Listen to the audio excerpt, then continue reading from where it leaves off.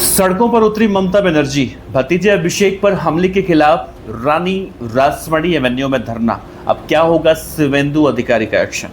आखिरकार दीदी यानी पश्चिम बंगाल की पूर्व मुख्यमंत्री ममता बनर्जी सड़क मार्ग का रास्ता चुन चुकी हैं। ममता बंगाल की राजनीति में सड़क के मार्ग से फिर से सत्ता की कुर्सी पर बैठना चाहती हैं। बंगाल में चुनावी हार के बाद ममता पहला बड़ा शक्ति प्रदर्शन कोलकाता में आज से शुरू कर चुकी हैं। ऐतिहासिक रासमणी एवेन्यू पर ममता बनर्जी ने बड़ा राजनीतिक मोर्चा खोला।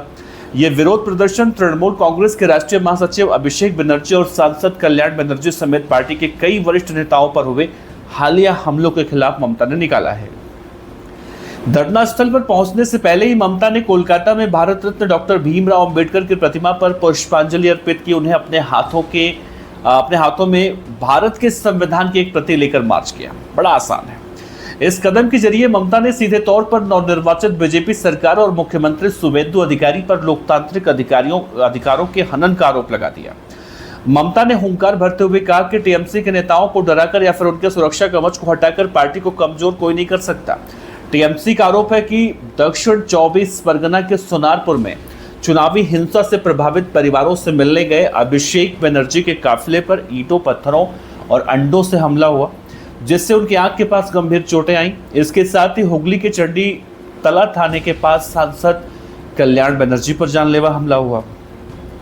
ममता ने इन घटनाओं को राज्य की प्रायोजित और सत्ता समर्थित करार दिया। इस घटना को ममता ने कहा है कि हमला विपक्ष की आवाज को दबाने की कोशिश किया जा रहा है।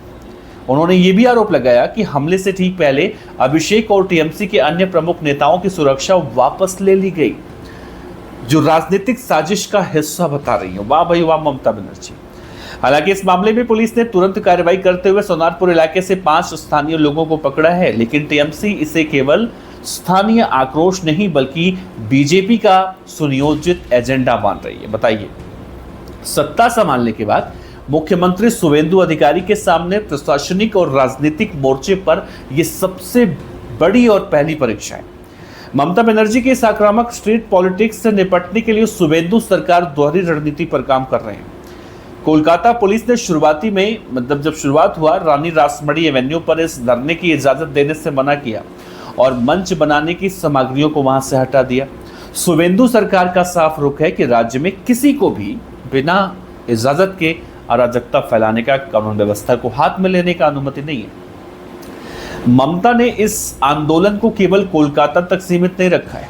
उन्होंने साफ कहा है कि यदि बंगाल की धरती पर उन्हें लोकतांत्रिक तरीके से विरोध करने से अगर रोका गया तो वो इस आंदोलन को देश की राजधानी नई दिल्ली तक लेकर जाएंगी।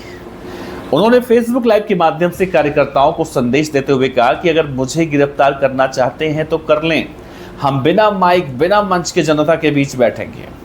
ममता बनर्जी को राजनीतिक रूप से सबसे ज्यादा ताकत तब मिलता है जब विपक्ष में रहकर सड़कों पर उतरती है। शुवेंदु अधिकारी इस बात को बहुत अच्छे से समझते हैं, क्योंकि वो खुद ही इसी संगठनात्मक ढांचे का हिस्सा रहे हैं। इसीलिए राज्य सरकार ममता बनर्जी को शहीद बनने का मौका देने से तो बचेगी, लेकिन प्रशासनिक स्तर पर ढील भी नहीं मिलेगा। ममता बनर्जी संविधान के प्रतीक के साथ सड़क पर धरना, दिल्ली की कूच की चेतावनी दिखाते हुए बिखरे हुए बाल, लोगों को इकट्ठा करना, सहानुभूति हासिल करना। वहीं शुवेंदु अधिकारी सख्त प्रशासनिक नियंत्रण हमलों को जनता का गुस्सा करार देना और अपनी मजबूत प्रशासनिक छवि को स्थापित करना और कानून का राज दिखाने की चुनौती कहीं ना कहीं देख रही है। अब इस पूरे सियासी जंग में एक बात तो साफ है कि बंगाल की राजनीति से ममता बनर्जी का दौर अभी खत्म नहीं हुआ है। शुवेंदु अधिकारी के लिए मुख्यमंत्री की कुर्सी संभालने के बाद अब सबसे बड़ी चुनौती यही होगी कि वे ममता बनर्जी के इस पारंपरिक और आक्रामक आंदोलनकारी रूप को बिना किसी बड़ी कानून व्यवस्था की समस्या के कैसे टैकल करते हैं। ये शुवेंदु अधिकारी के सामने सबसे बड़ी चुनौती है। फिलहाल आप क्या कहते हैं, जरूर बताइएगा।